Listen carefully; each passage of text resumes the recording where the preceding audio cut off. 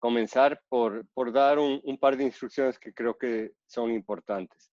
La primera, les pedimos tener su micrófono apagado a las personas que no estén interviniendo en la presentación. Eso nos permite que nuestros invitados puedan expresarse con claridad y no sean interrumpidos. Así que muchas gracias por tener apagados sus micrófonos.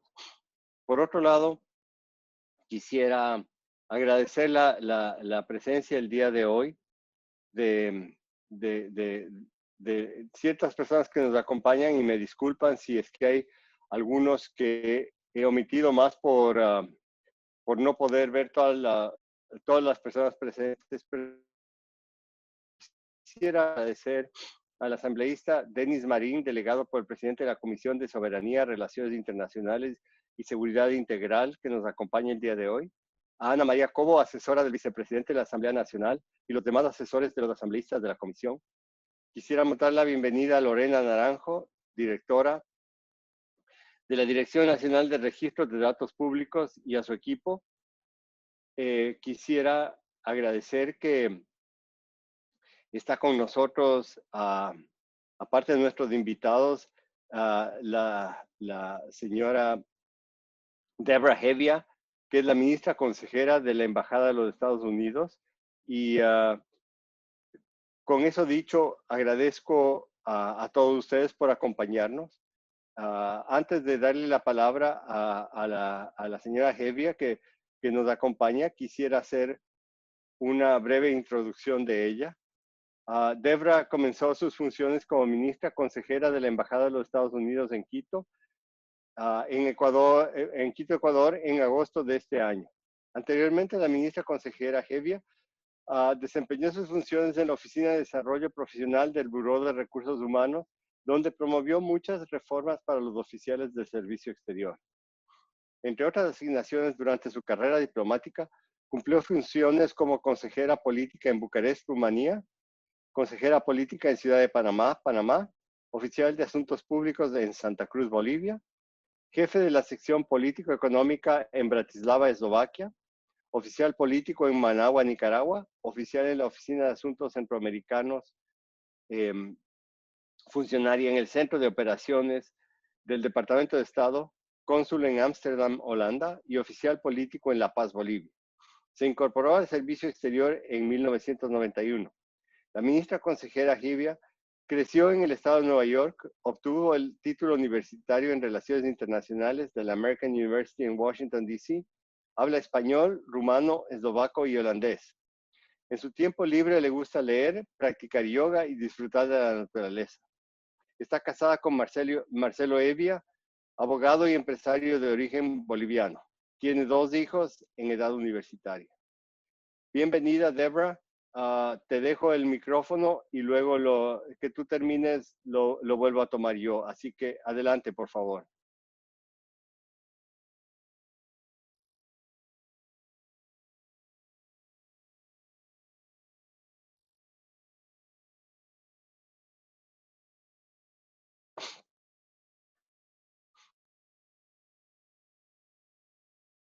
Creo que tenemos algún problema de conexión con la señora Hevia, por favor. ¿Está ahí?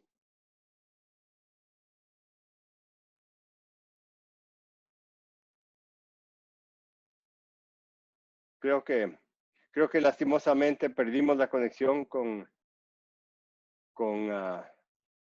Deborah. Voy a continuar haciendo la presentación de nuestros invitados del día de hoy. Agradecemos mucho la presencia de Victoria Beckman. Ella es abogada en Frost, Brown y Todd. Es copresidenta del equipo de privacidad y seguridad de datos de la firma y presidenta del Departamento de América Latina. Aunque su práctica se centra en la privacidad y la seguridad de la información, también representa a empresas estadounidenses y extranjeras en propiedad intelectual, negocios y transacciones transfronterizas. Victoria es una oradora frecuente sobre temas de ciberseguridad y respuesta a violaciones de datos. Procedo a presentar también a nuestro otro invitado. Él es Guillermo Christensen. Él es socio de la oficina de Washington, D.C. del bufete de abogados Ice Miller LLP, responsables de la Ley de Seguridad y Privacidad de Datos y Seguridad Nacional. Christensen es un experto en ciberseguridad y en su función actual asesora a corporaciones multinacionales sobre riesgos relacionados con la ciberseguridad. Guillermo era oficial de inteligencia de la CIA y diplomático del Departamento de Estado de Estados Unidos. Más recientemente ocupó un puesto político como asesor de ciencia y tecnología de la misión de Estados Unidos ante la Organización para la Cooperación y Desarrollo Económico, donde dirigió revisiones de política de múltiples partes interesadas sobre cifrado, ciberseguridad y flujos de datos transfronterizos. Tiene un título de Juris Doctor y una maestría en ciencias en la Universidad de Georgetown y un Bachelor of Arts en Relaciones Internacionales de American University. He hecho la presentación de nuestros invitados. Veo que Debra Hevia ya está con nosotros. Quisiera pedirte, Debra, que des las palabras de introducción del evento y luego pasamos con nuestros invitados. Adelante, por favor.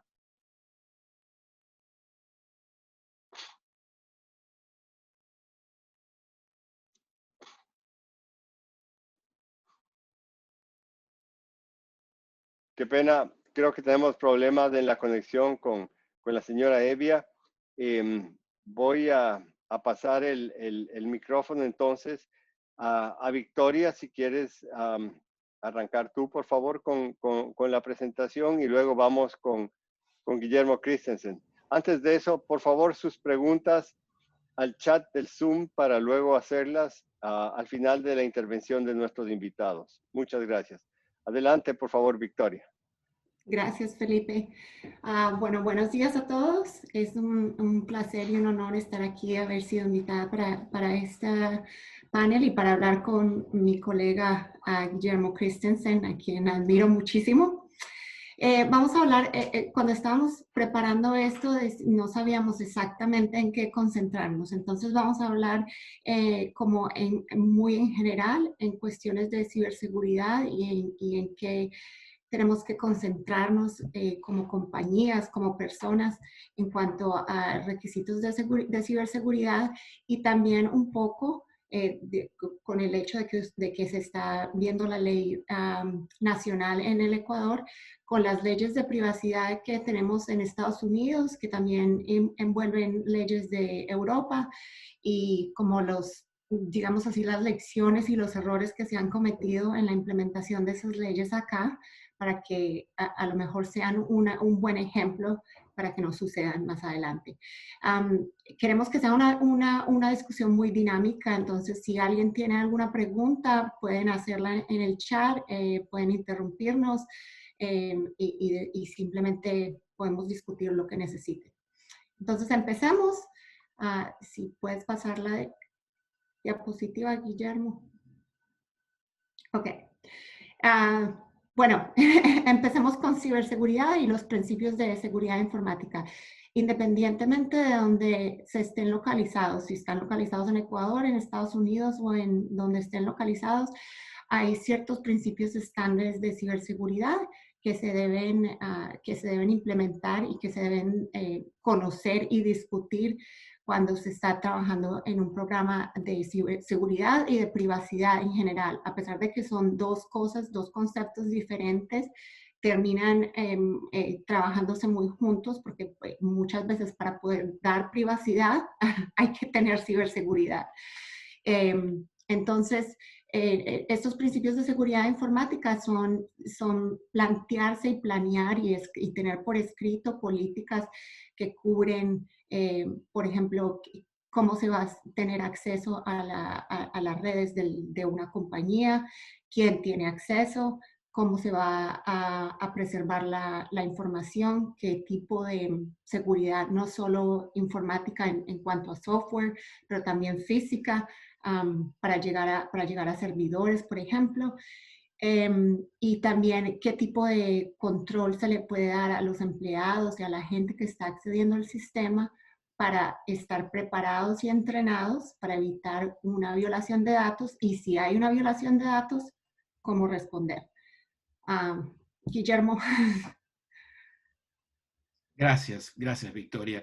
Y de verdad que es un honor y un placer poder estar junto con ustedes.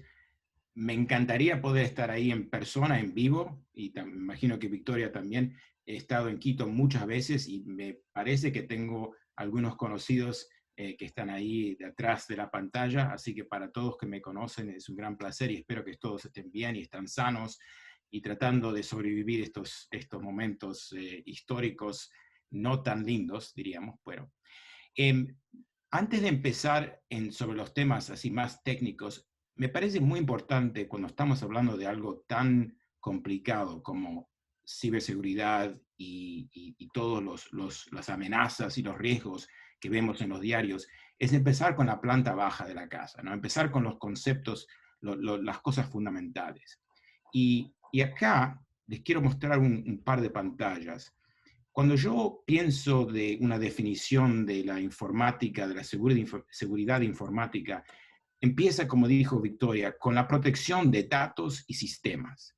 Pero cuando nosotros le ponemos además el concepto de ciberseguridad, también le damos un concepto de la infraestructura.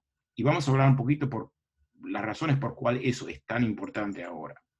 También tenemos una idea de que estamos haciendo esto basado en un resumen, en una idea de los riesgos que están allá.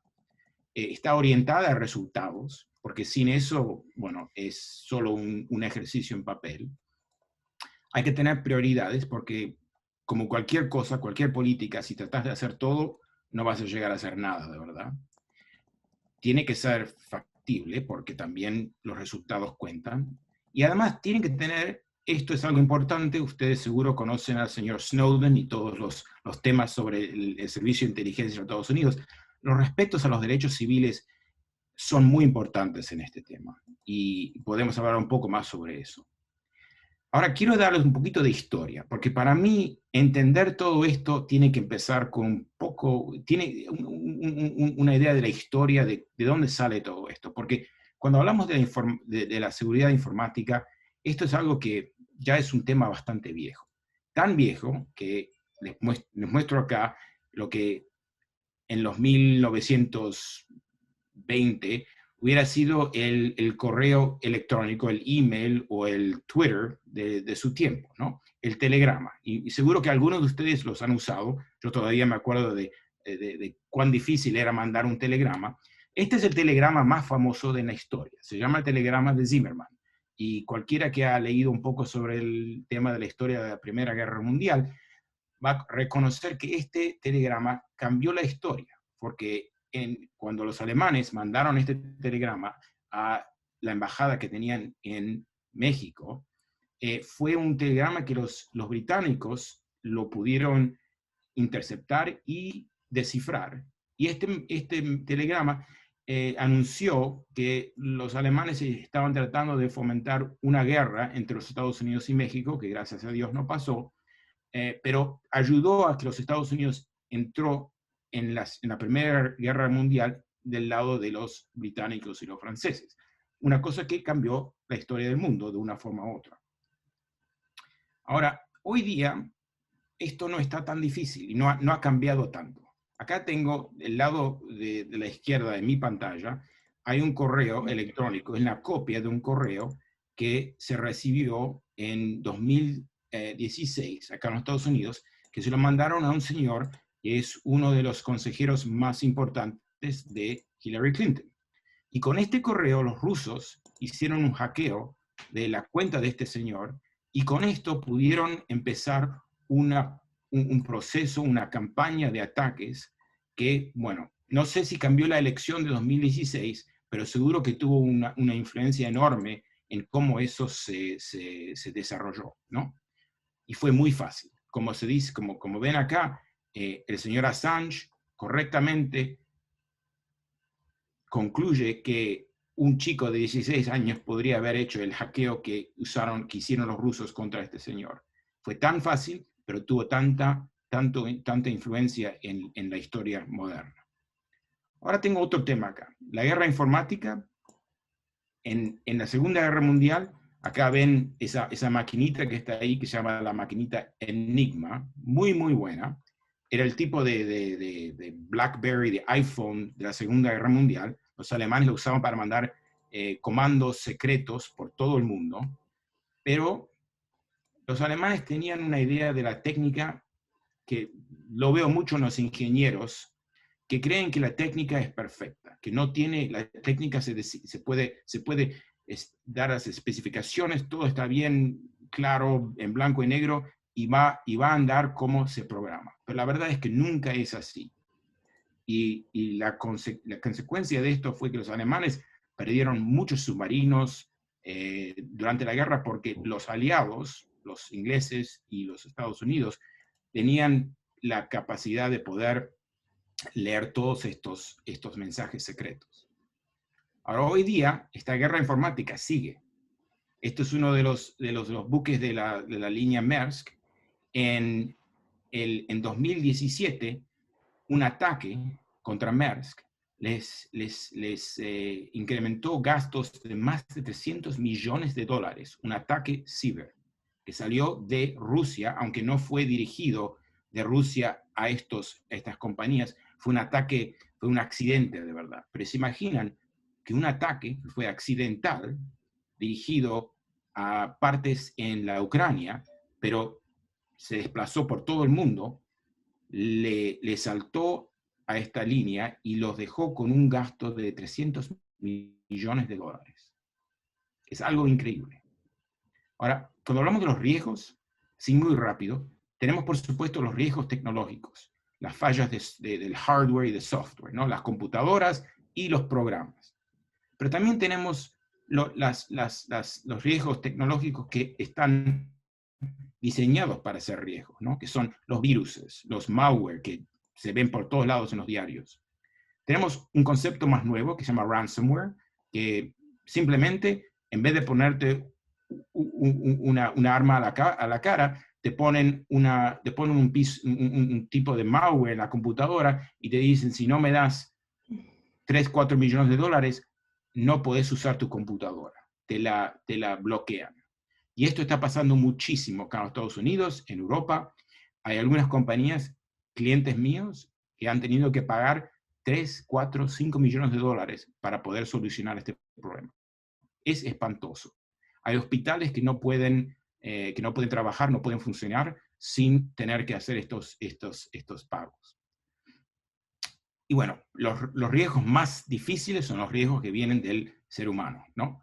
Y estos son cosas que tienen que ver con el fraude, tienen que ver con los phishing emails, que podemos hablar un poco después más tarde, pero todas las cosas que de verdad que son los hackers saben cómo manipular a las personas, porque nos conocen a nosotros y saben las cosas que nosotros hacemos que no deberíamos hacer.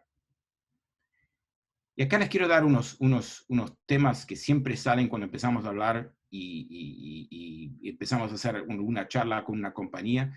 Esto es algo que nosotros escuchamos casi siempre de los equipos técnicos, que nosotros tenemos los sistemas y la tecnología para detener cualquier ataque. Si te dicen eso, ya sabes que tenés un problema enorme. Eso nunca ha pasado a la empresa. No es verdad. Le ha pasado a todos. Eso nunca pasará a la empresa, peor todavía. Y nuestra organización no tiene nada de valor para estos criminales. También. Toda empresa, todo gobierno, yo diría todo ser humano tiene algo que tiene valor para estos criminales, sin duda. Ahora, los mecanismos de cybersecurity, hay 3 preguntas que tienen que estar en el central para toda discusión en este tema. Primero, ¿qué debemos proteger? Porque no se puede proteger todo. ¿Cómo lo debemos proteger? Puede ser por sistemas técnicos o puede ser por políticas de seguridad, entrenamiento. ¿Y contra quién? Es muy importante. Ahora, hay varios marcos que se pueden usar para tener un concepto de cómo esto se puede hacer. Este es uno que está traducido en español, es un marco, está ahora al nivel 2.0 me parece, pero es del Instituto Nacional de Estándares y Tecnología acá en los Estados Unidos, NIST en inglés, y de verdad que es uno de los marcos mejores para empezar con un concepto de cómo trasladar todos estos riesgos y todas las políticas en una forma que se puede entender para una empresa y para un gobierno. Y que esto está basado en un sistema muy interesante que empieza con identificar, proteger, detectar, responder, recuperar. Hoy día, Victoria seguro tiene la misma experiencia que yo, estamos pasando mucho más tiempo en la parte roja de responder y recuperar, porque es muy difícil proteger y muy difícil identificar los riesgos de adelante, porque hay tantos. Así que muy rápido, para hacer un resumen, los mecanismos de cybersecurity, hay que tener un enfoque sobre el concepto basado en los riesgos. Tenés que tener prioridades claras. Tenés que definir los lineamientos de seguridad mínimos, porque hay que tener un base. Hay que compartir la información. Y esto es muy importante cuando tenés el gobierno y las empresas públicas y las empresas privadas y los abogados y lo que sea, porque todos tienen una parte en esta discusión. Hay que tener una capacidad de respuesta a los incidentes. Y esto debe ser algo que está del lado del gobierno y del lado de las empresas. Yo y Victoria trabajamos muchísimo con la FBI y con otras partes del gobierno acá que tienen responsabilidad para estos temas. Hay que educar al público, sin duda. Hay que entrenar la fuerza laboral, muy importante. Y hay que facilitar esta cooperación pública, privada y académica. A mí esto me parece muy importante. Así que para terminar, hay que identificar, hay que analizar y evaluar, hay que tener la protección, la detección, la capacidad para eso, y tener la respuesta y recuperación. Así que con eso voy a terminar. Ya sé que fui muy rápido, pero les quería dar un concepto así general para poder darle la oportunidad a Victoria para meterse bien adentro de los temas de privacy, que son de verdad mucho más interesantes, me parece, en este momento de lo que eran hace 10 años. Gracias, Guillermo. Y bueno, como les expliqué al principio, están como los dos conceptos de privacidad y el concepto de ciberseguridad. Hay un dicho muy viejo que dice que privacidad no puede existir sin ciberseguridad, pero ciberseguridad puede existir sin privacidad. No sé necesariamente qué tan cierto sea, pero bueno, ahí se los digo. Para hablar del concepto de ciberseguridad y de privacidad, en general hay que hablar sobre la Ley de Protección General de Datos de Europa, perdón, o GDPR, que son las siglas en inglés, porque esta ley, a pesar de que han existido leyes de privacidad en Europa, en muchos países de nosotros, está el derecho constitucional a la privacidad, fue la ley como que trajo a todo el mundo y lo reunió y se pusieron a pensar, bueno, sí necesitamos tener como una ley general, una ley que aplique, que la sepamos implementar en todo un bloque como la Unión Europea o en todo un país, como decir Estados Unidos. En Latinoamérica inclusive hay varias propuestas y varias leyes que son parecidas a GDPR. Panamá va a empezar su ley el año entrante, que es prácticamente una copia de GDPR. Uruguay tiene una muy parecida. Entonces voy a hablar en general de qué se trata GDPR y para nosotros, para cuestión de Estados Unidos y en realidad de mucha gente, GDPR también inspiró el California Consumer Privacy Act o CCPA, que aplica acá en Estados Unidos, pero tiene este efecto extraterritorial que significa que también compañías en Ecuador o en cualquier parte de Latinoamérica muchas veces tienen que cumplir con esto si están haciendo negocios y colectando información de consumidores de California. Entonces voy a dar una explicación muy general y luego vuelvo un poquito al concepto que estaba explicando Guillermo sobre los riesgos y cómo se maneja la ciberseguridad o una violación de datos. Entonces empecemos con la siguiente, por favor, Guillermo. Empezamos con el GDPR, que es el Reglamento General de Protección de Datos. Y esto se hizo efectivo en mayo del 2018 Y una de las cosas que, bueno, que fue, digamos, lo novedoso para nosotros en privacidad es la definición de lo que son datos personales y esta nueva categoría de datos especiales.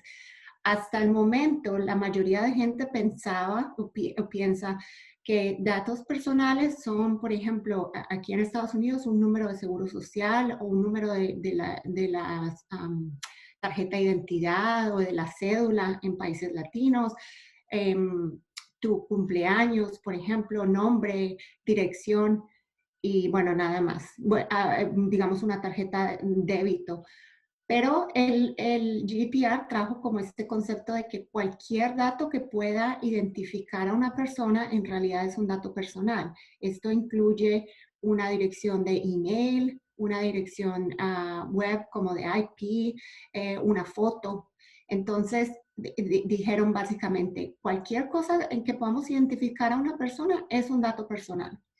Y dentro de esos datos personales hay categorías muy especiales que son, digámosle, más sensitivas, que son la raza de una persona, la orientación religiosa, la orientación sexual, la orientación política, que hay que protegerlas aún más que estos otros datos personales.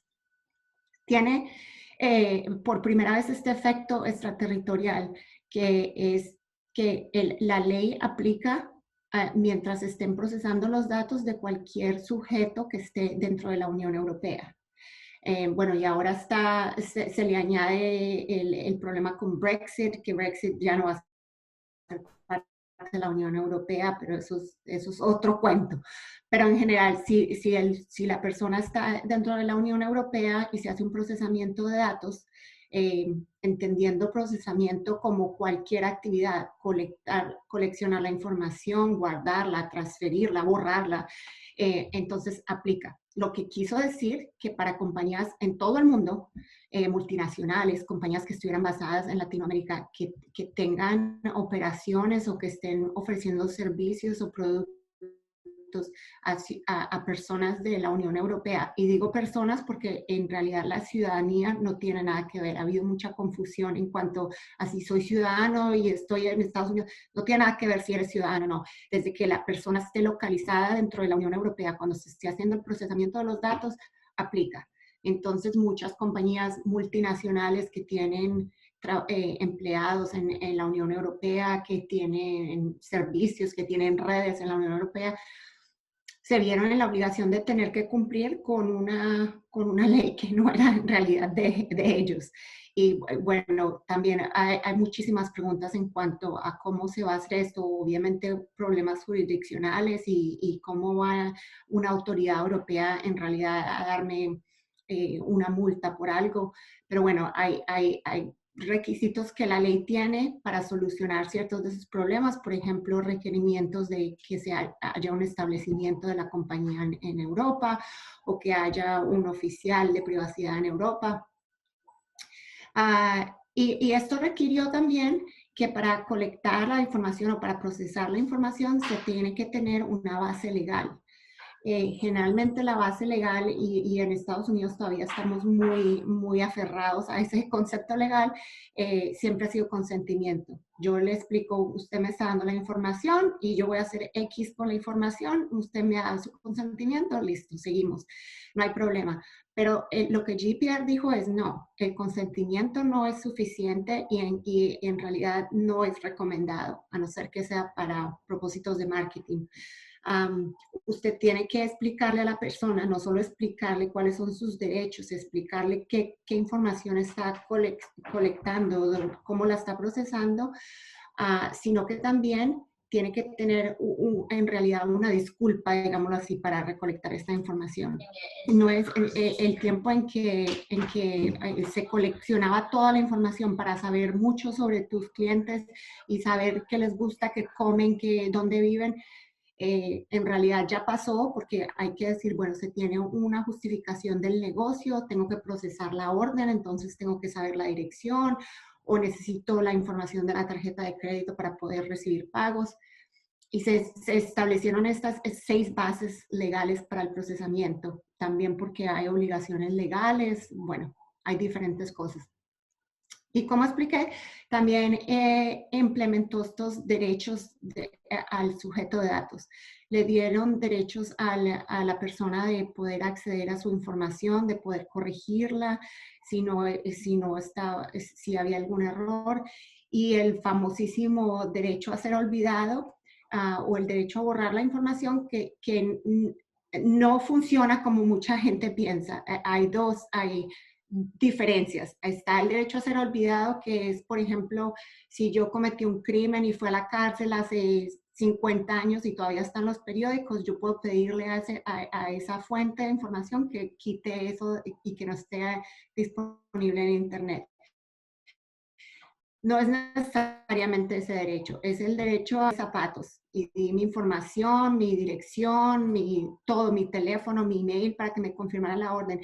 Y después no quiero que esa compañía tenga toda esa información. Yo puedo llamar y decir, mira, yo ya me compré mis zapatos, quiero que toda mi información la borren, que no la estén procesando, que no me estén mandando emails y tienen que cumplir con eso. También estableció esta notificación de violación de datos de 72 horas a la autoridad supervisora, que es un tiempo récord. En realidad, si alguien ha tenido que trabajar con una violación de datos, al principio, sea que la compañía tenga o no tenga un plan de respuesta a incidentes, es caos total y generalmente hay problemas de quién es la culpa y cómo pasó y a quién hay que despedir, qué empleado no siguió las normas. Entonces, en realidad, en las primeras 72 horas no se sabe mucho de qué pasó, quién está atacando, si ya se cerró el sistema, para tener que dar como una versión oficial a la autoridad supervisora. Pero esto hizo que se establecieran las 72 horas, como decir, el estándar máximo, y en sus contratos para decir, bueno, si usted tiene una violación de datos, me tiene que informar a mí dentro de 72 horas. Y como digo, es casi que imposible. Muchas veces ni siquiera nosotros sabemos qué está pasando en 72 horas para tener que tener una obligación contractual de explicarlo. Y también está el derecho a entablar una acción directa por una violación de individuos. La sociedad europea no es como la sociedad americana, que le gusta muchísimo el litigio y que le gusta muchísimo demandar. Entonces no se ha visto necesariamente lo que se vería. Yo creo que se hubiera visto muy diferente si fuera en Estados Unidos, pero le dio la autoridad a las personas como tal, a mí, a Victoria, que yo pueda ir a decir, esta compañía, no sé, digamos Apple, por mencionar alguna, violó mis derechos de la privacidad y los estoy demandando por esto. Y también hay multas establecidas que lo hace, cada país puede tener como establecer sus propias multas según, bueno, las condiciones de cada país. Pero que se han visto multas grandísimas, multas a British Airways, multas a Marriott, multas inclusive a ciertas autoridades como la alemana quieren mandar un mensaje y han multado compañías pequeñas, compañías como una lavandería, bueno, unas compañías que uno en realidad no se imaginaría, porque al principio pensamos, bueno, los targets así, los objetivos a la fija van a ir detrás de Facebook, detrás de Apple, detrás de Google, pero hay otras autoridades que dijeron, no, aplica a todo el mundo y a todos los vamos a multar si hubo una violación. La siguiente, por favor, Guillermo. Entonces, como les digo, este GDPR inspiró muchísimas leyes en Latinoamérica, en el mundo en general. Y ahora, inclusive, cuando se menciona una ley de privacidad, casi todo el mundo dice, bueno, es como un mini GDPR, o le dicen inclusive, por ejemplo, el GDPR brasilero, que en realidad pues es la ley brasilera, pero en California pasó lo mismo con el CCPA. Es parecido más o menos a GDPR en que tiene, como les digo, este componente extraterritorial que aplica a si estás recolectando o procesando la información de consumidores, que es considerado un residente de California, así la compañía esté localizada en cualquier otro estado o en cualquier otro país. Y tiene cosas muy parecidas en que se tienen que notificar a la gente qué derechos tiene, qué información se está coleccionando, se tiene que revisar anualmente, no se puede discriminar contra alguien por el hecho de que esa persona quiere ejercer su derecho a borrar la información o a transferirla. Y en California ha pasado algo gracioso, digámoslo así, y es que como no hay una ley federal en Estados Unidos, no hay un organismo en realidad, una agencia federal que controle como, digamos, una autoridad los países europeos, entonces se le dio el control al, Attorney General, al fiscal general, digámoslo así, o del Estado, para que sacara una ley de regulaciones o normativas que dijeran, bueno, así aplica el CCPA. El CCPA se hizo efectivo en enero de este año, supuestamente empezaron a hacer las multas y a mirar en estas leyes, estas regulaciones finales que decían cómo se debe aplicar.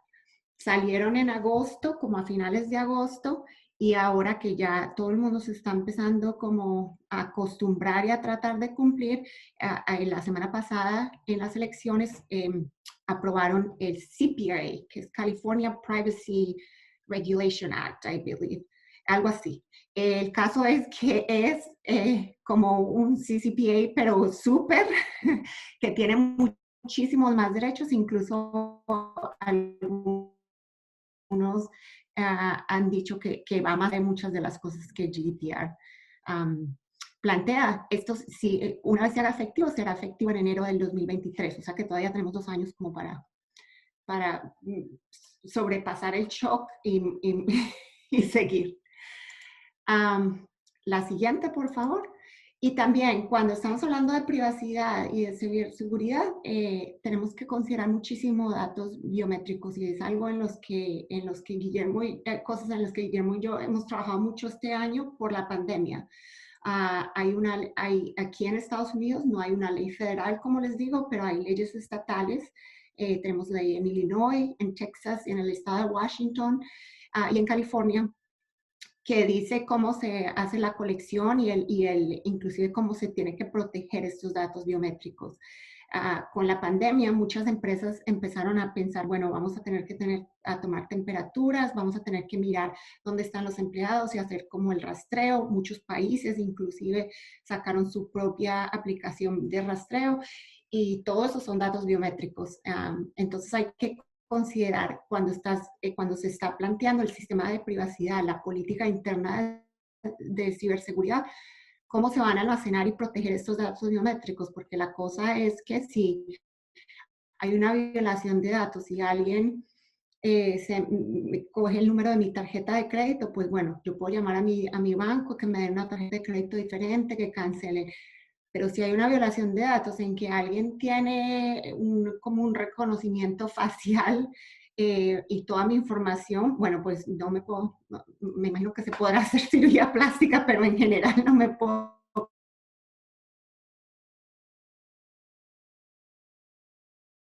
cambiar la cara, no hay algo que pueda hacer.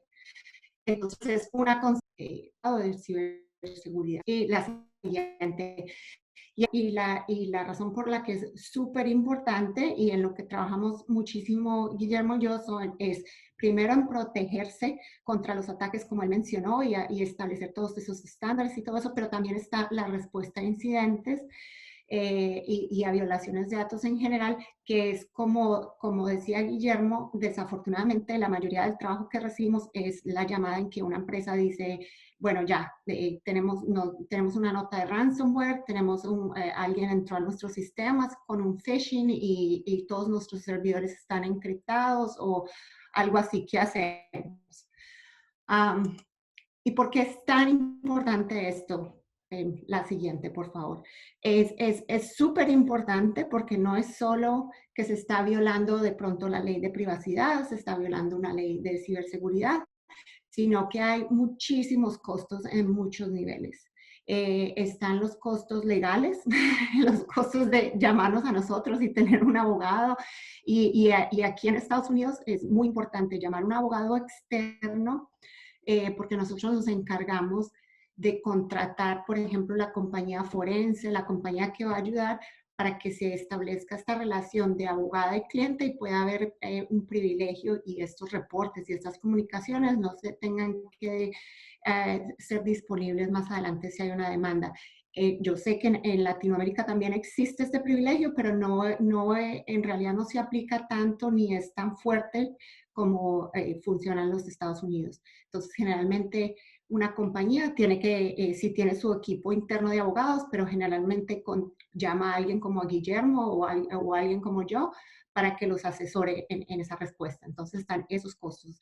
Están los costos del equipo interno de tecnología de estar trabajando en esta respuesta y también, como ya mencioné, equipos externos, forenses y expertos que pueden venir a ayudar inclusive a hacer negociaciones con ransomware, que pueden desencriptar las cosas, que pueden muchas veces si no quieres pagar por el ransom, entonces simplemente traes a un equipo que te ayude a reconstruir todos los servidores. Y eso, bueno, obviamente cuesta muchísimo, que generalmente también es una situación en la que hay que contratar a alguien y traerla un sábado, un domingo, horas extras de noche, entonces los costos se incrementan aún más. Está el costo a la reputación, que es súper importante. El costo de que tu nombre va a estar asociado siempre siempre van a decir, por ejemplo, Marriott fue el que lo atacaron. Aquí en Estados Unidos es súper popular el ataque a Target, porque fue en el Viernes Negro, el ataque a Home Depot, y si tú eres una institución, digamos, una institución financiera, pues bueno, si yo oigo que a mi banco le hicieron una violación de datos, entonces a lo mejor pienso, no me voy para otro banco, este banco no tiene las medidas necesarias. Entonces el costo de la reputación, está el costo también de las demandas legales, que más adelante van a haber de pronto demandas por violaciones de cláusulas contractuales, mantener ciertos estándares de ciberseguridad y también pues demandas en general de alguien que dijo, bueno, hubo una violación y entonces se me robaron mi identidad, hubo negligencia porque ustedes no, todo eso obviamente es a un alto costo. Y está el costo de interrumpir las operaciones. O sea, si muchas veces si yo soy no sé, una fábrica, yo tengo un cliente, por ejemplo, que se dedica a hacer partes para ascensores. Bueno, tuvieron que parar la producción y todo por mucho tiempo mientras solucionaban lo del ransomware, luego para volver otra vez como a funcionar como tal, las comunicaciones, todo eso. Entonces, no es solo el costo de estar solucionando el problema, sino el costo de tener a toda la fuerza de empleados en la casa no haciendo nada mientras se soluciona el problema. Lo que tenemos aquí en la pantalla es los costos de un ciberataque que en realidad cuentan con todo lo que ya describí. Esto es un estudio que hace Ponemon Institute, que es un instituto independiente que hace este estudio. Ya van como 14 o 15 años de estarlo haciendo. Generalmente lo hacen en 20 países, entrevistan a más o menos 500 compañías que han sufrido un ataque de violación de datos y ponen este costo en dólares americanos. Dicen que el costo total promedio es 3.86 millones, que para una compañía igual, como digamos le va a Apple o Facebook, bueno, pues es caro, pero no es mayor cosa. Pero si es una compañía mediana, puede significar que la bancarrota y que tengas que cerrar la empresa. Igual el costo promedio por registro perdido son $148. La mayoría de las violaciones de datos que hemos visto, por ejemplo, la de Marriott, fueron 500 millones de 500 millones de récords. O sea que si multiplicas eso, bueno, imagínate el costo de una violación de datos. Y la siguiente, como decía, los factores que tienen en cuenta para hacer este estudio es si la compañía está preparada porque tiene un plan interno de respuesta a incidentes, un equipo interno que se dedique a esto, mecanismos de ciberseguridad en cuanto, por decir, firewalls, cosas así, y qué mecanismos administrativos, de cuáles son las pólizas, a quién se deja tener acceso remoto, bueno, todo este tipo de cosas. Y la siguiente muestra las industrias atacadas más frecuentemente, que son la industria financiera, de transporte, la industria profesional y de servicios, que pues, si vemos ahí, pues están todas las empresas en realidad.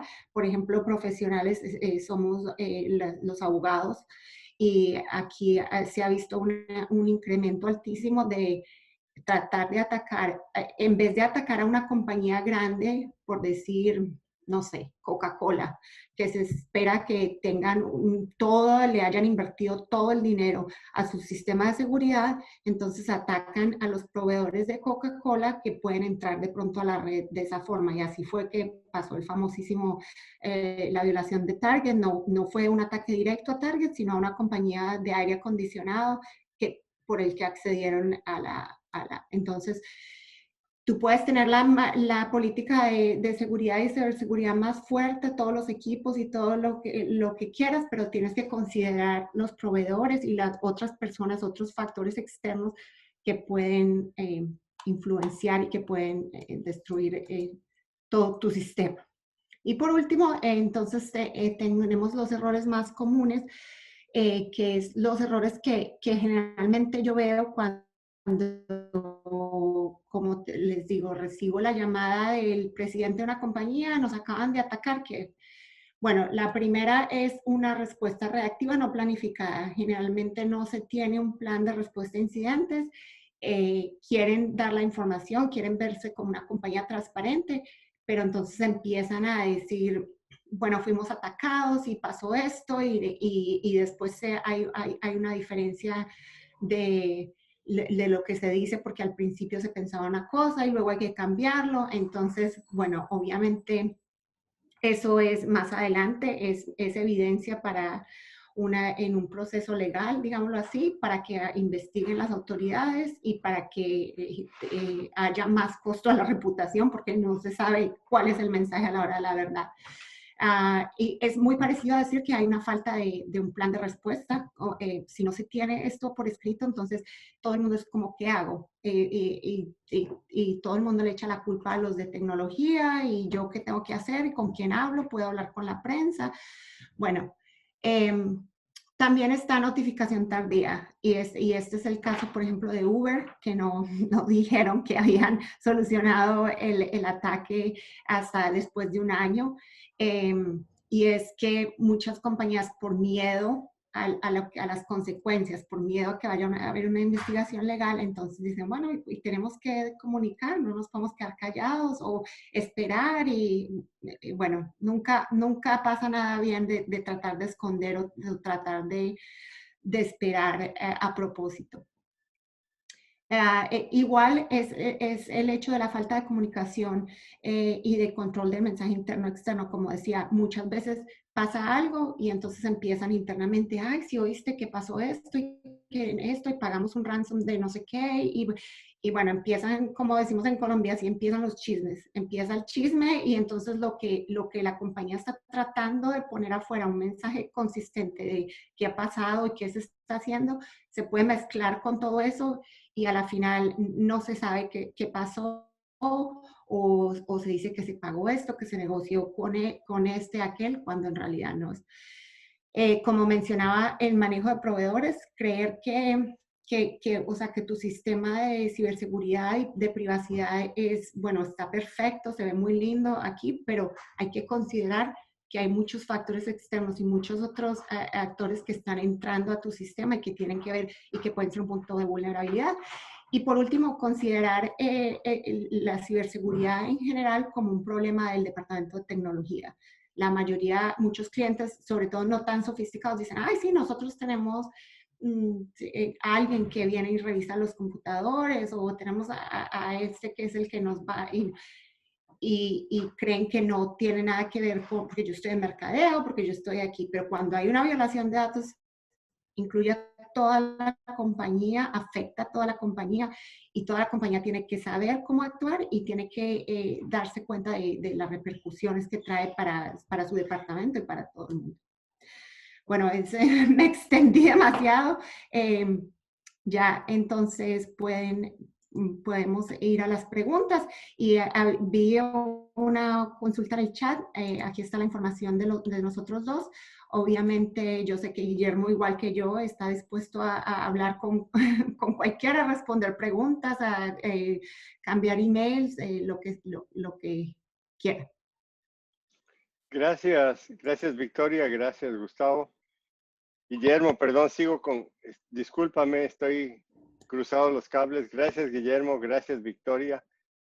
Súper chéveres las exposiciones. Voy a pedir un favor y voy a tomarme un par de minutos porque le voy a pedir al asambleísta Denis Marín que nos acompaña el día de hoy, que está en la comisión que está tratando justo la ley, el proyecto de ley en la asamblea, si nos puede dirigir un par de palabras en este momento. Así que adelante, Denis, por favor, si nos escuchas, ahí estás. Listo, creo que estás activado. Adelante, por favor. Muchas gracias, Felipe. Buenos días, Felipe, Victoria, Guillermo, y a todas las personas que siguen este importante webinar. Muchas gracias a los organizadores de este evento por la invitación.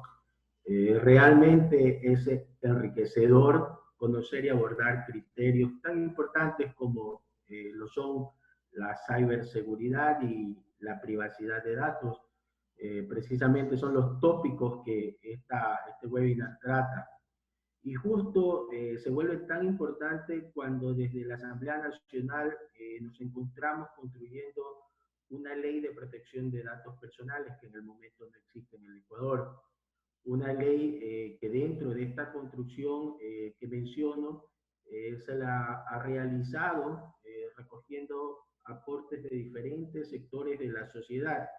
Y precisamente el día de ayer, 9 de noviembre del 2020, ya se aprobó un primer borrador desde la Comisión de Soberanía, Relaciones Internacionales y Seguridad Integral. Un primer borrador que sirve como un informe para que esto sea tratado y debatido en el Pleno de la Asamblea Nacional en un primer debate por los 137 legisladores. Y así se pueda seguir recogiendo aportes de los 137 legisladores que vengan de diferentes sectores de la sociedad. Es importante continuar con la recolección de estos criterios de la sociedad y también contar con la experiencia de académicos y expertos a fin de que en el corto plazo podamos tener ya desde la Asamblea Nacional un documento final aprobado que permita al Ecuador tener una ley que tenga el amparo de los datos personales de los ciudadanos. Nuevamente, los felicito a los organizadores del evento y les doy las gracias a nombre de la Comisión de Soberanía y Relaciones Internacionales por la invitación a este webinar. Muchas gracias, Denis. Gracias por estar presente y acompañarnos. No será el único evento que hagamos en estos temas y siempre estás cordialmente invitado y gracias por el interés y por acompañarnos. Aprovechando a nuestros invitados del día de hoy, quiero pedirles su anuencia. Arrancamos unos minutos tarde, entonces nos vamos a permitir terminar minutos después con algunos para Guillermo, ya no me equivoco Guillermo, y para Victoria. Así que, por favor, voy a comenzar con las preguntas en el orden que llegaron. Y nos dice, ¿qué pasa con los seguros que cubren estos riesgos? No sé quién la quiera tomar. Victoria, empieza. Arranca. Bueno, aquí en Estados Unidos hay muchísimas compañías que ofrecen este tipo de seguros como de pólizas de seguros, inclusive separadas de la póliza general de riesgos. En mi experiencia personal, haciendo negocios internacionales que incluyen, por ejemplo, a Latinoamérica, es muy difícil porque no es algo tan común y es muy costoso. Entonces, cuando se están haciendo transferencias internacionales, yo estoy negociando contratos de Estados Unidos con países, aquí hago mucho con México, por ejemplo, los requisitos que nosotros tenemos de cuánto es la máximo que la póliza debe cubrirse o que se tiene que tener una póliza separada de responsabilidad, son muy difíciles de cumplir.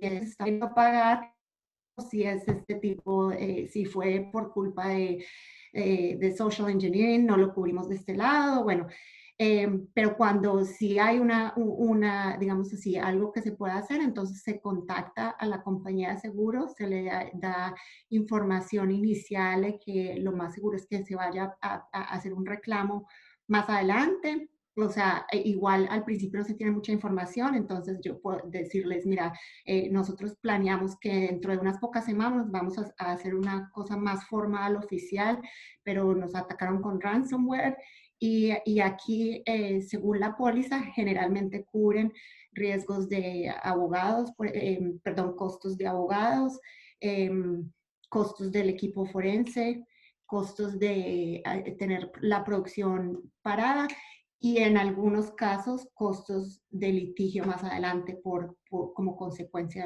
de la violación de datos. Gracias, Victoria. Tengo una pregunta de Gustavo Orbe, dice, hola, buen día. Hay información muy valiosa que puede ayudar a diversos temas, por ejemplo,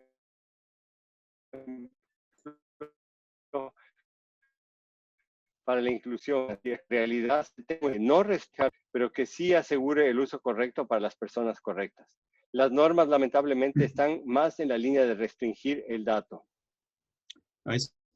Si puedo empezar, es una pregunta muy buena y eso es un tema que yo espero que en los años que vienen vamos a tener unas soluciones técnicas, tecnológicas que nos van a poder ayudar. Por ejemplo, todo el tema de la encripción, encifrar información, es algo que va a ser sumamente importante. Y hay unas posibilidades que están casi ya al nivel de estar listas para el mercado, que nos van a poder dar la posibilidad de encifrar información, de poder hacer los procesamientos, el análisis, mientras toda esa información queda protegida. Y además de poder borrar la información una vez que se ha usado como se necesita usar. Eso para mí va a ser de verdad lo más importante, porque las políticas sobre la transferencia de datos, primero que todos los países tienen una idea diferente, en los Estados Unidos los estados tienen ideas diferentes, y es muy difícil tener un estándar para todo eso. Puede ser más fácil en ciertos sectores, por ejemplo, los financieros, comparado con los hospitales o las cosas médicas. Pero de verdad que para mí eso justo es un lugar donde la tecnología nos va a poder ayudar a llegar a un punto mucho más sencillo de lo que estamos haciendo. Gracias, Guillermo. Tengo otra que dice el señor Washington, esta grande pregunta. ¿Existen leyes internacionales que aplican para la protección de identidad digital? Es la primera. En casos de ransomware, ¿cuáles son los procedimientos más apropiados a seguir? ¿Deberíamos pagar? ¿Single sign-on es contraproducente o efectivo? ¿Cuál es la prioridad de contar con personal dedicado en control de riesgo y seguridad, aún para instituciones pequeñas? Creo que son 4 preguntas que nos tomaría largo tiempo, pero no sé si la pueden resumir ustedes. Mira, voy a hablar sobre ransomware, te puedo dar la respuesta casi universal, que seguro que Victoria le daría lo mismo, y después la dejo a Victoria para la pregunta mucho más difícil, que es sobre el tema de una ley universal. Pero con ransomware, de verdad que al final del día, implementada en qué podemos hacer. En muchos casos no hay ninguna solución más de tener que hacer ese pago que duele. Yo te digo que he ayudado a clientes a hacer pagos de millones de dólares y me duele a mí casi tanto como les duele a ellos, pero no hay ninguna solución técnica y no se puede, no tienen los respaldos de datos o si los tienen no trabajan, no usan, y boom, ahí está infinito, hay que hacer el pago. Una vez que has hecho el pago, te van a dar las claves para poder solucionar el problema, que no pasa siempre. Pero mejor de todo es estar preparado para nunca tener el problema, primero para pararlo antes de que pase, pero si te pasa, tenés los respaldos, tenés todos los sistemas preparados para poder reconstituir todo lo que tenés en la infraestructura. Así que lo más difícil se lo doy a Victoria. Sí, y en cuanto a eso, obviamente hay aquí en Estados Unidos, inclusive hace poquito salió algo diciendo que van a haber consecuencias si se pagan esto a ciertos países y a ciertas organizaciones, pero al final del día, sí, como dice Guillermo, lo que tengas que hacer para recuperar la información. En cuanto a una ley internacional para protección de identidad, no conozco ninguna. Están leyes de protección, como mencioné, de datos personales en Europa, cada país tiene sus propios, pero a nivel internacional no hay, ni creo que vaya a existir muy pronto porque hay muchos, sí, como estamos, hay muchísimos problemas de por ejemplo, privacidad es un principio constitucional y un derecho fundamental en países latinos, europeos. No es el caso en Estados Unidos. Hay programas de rastreo en Estados Unidos, en China, en varios países que los europeos no están de acuerdo por la posibilidad de una ley internacional para proteger la identidad como tal, funcionando dentro de mucho rato. Lo único que yo diría más de eso es que para mí el nivel básico de las leyes para proteger los datos personales de la gente, de poco a poco me parece que se van a ir del lado de GDPR. Me parece que eso va a ser casi universal.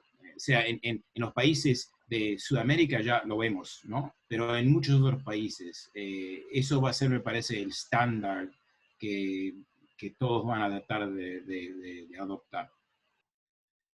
Sí.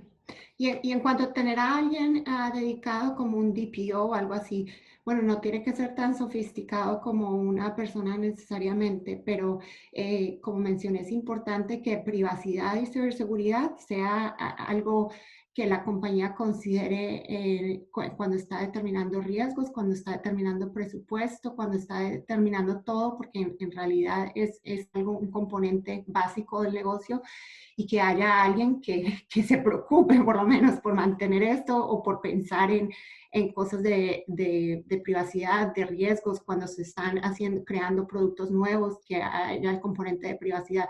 Entonces, sí, alguien que de verdad sepa y que sea como la persona que le duela, es importante, sea alguien pequeño, en una empresa pequeña y que tenga el título así, o que sea el todero que hace todo, pero que sepa de privacidad. Ok, gracias. Creo que tenemos espacio para una pregunta más y sí quisiera saber si es que las preguntas que se quedaron en el camino se las podemos hacer llegar por correo a ustedes para que las puedan responder. Claro. Chévere. Bueno, la última pregunta, entonces, en ese caso, Ana María Cobo dice, ¿se consideran realmente seguros los smart contracts? ¿Consideran positivo el cambio de tendencia para utilizar este tipo de contratos? Yo digo que sí, porque el concepto es que los contratos inteligentes, los smart contracts, están basados en el concepto de un blockchain, ¿no? Es un sistema que está de verdad que tiene seguridad muy alta porque cada cambio está bien recordado, está bien analizado y resumado. Y por eso, si alguien empieza a jugar con los datos, se va a notar muy fácilmente. Es mucho más seguro para mí de los otros temas de datos que se pueden discutir. Pero no sé si, Victoria, tenés otra opinión sobre eso. No, estoy de acuerdo. En realidad los contratos inteligentes es el concepto de que hay como algo que es más automatizado. Pero en cuestión de seguridad, muchas veces, generalmente están en blockchain, que es hasta el momento lo más seguro que tenemos. Perfecto. Comienzo por agradecerles por su tiempo, su presencia, los comentarios de un tema que demos no una hora, sino muchísimo más y la podemos discutir.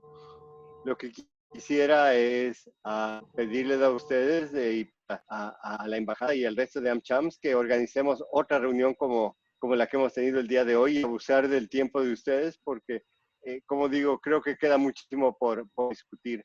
Agradecemos la presencia de las personas que nos acompañaron, todos ustedes. Quisiera aprovechar también para agradecer al asambleísta Marín por acompañarnos el día de hoy y por dar un saludo y en nuestra reunión lo volveremos a invitar. Y antes de cerrar, quisiera invitarles de nuevo. Esta tarde tenemos un webinar muy interesante que se llama ¿Cómo construir confianza en la era digital? Y está atado muchísimo a lo que vimos el día de hoy. La gente que nos va a acompañar es gente de PwC, de Pricewaterhouse, entonces gente muy conocedora del tema. El link para ese evento está en el link de preguntas y respuestas que ustedes utilizaron para sus preguntas en este evento. Así que por favor, utilícenlo. Nos encantaría que nos acompañen. Es hoy tarde a las 4 de la tarde. Cualquier cosa, si es que no tienen el link, por favor no duden en escribirnos y se los pasaremos enseguida. Con eso dicho, aprovecho Victoria y Guillermo para cederles el micrófono a dar sus últimos comentarios antes de que nos despidamos. Adelante, por favor. Gracias, no, yo solamente quería otra vez agradecer por la invitación y decirles que obviamente me pueden contactar. Yo puse en el chat mi email. Yo mantengo mucho en LinkedIn. Lo que necesiten, las preguntas que quieran, encantada. Muchas gracias, Victoria. Además, de mi lado, muchas gracias a Victoria por todo lo que nos dijo hoy y su charla. Felipe, muchísimas gracias por mantener el control de todos estos movimientos técnicos. Y de mi lado también, estoy en LinkedIn muchísimo.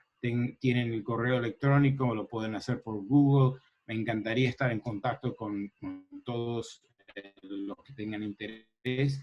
Y espero en un futuro no muy distante tener la posibilidad de estar ahí en persona, ¿no? En vivo y tomar una copa con todos. Gracias Guillermo, Victoria nuevamente.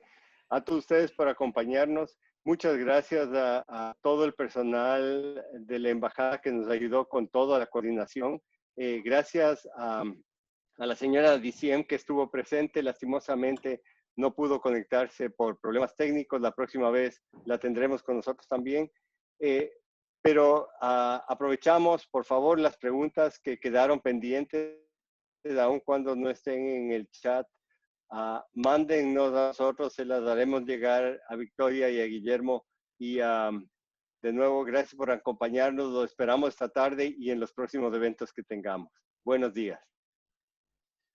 Gracias.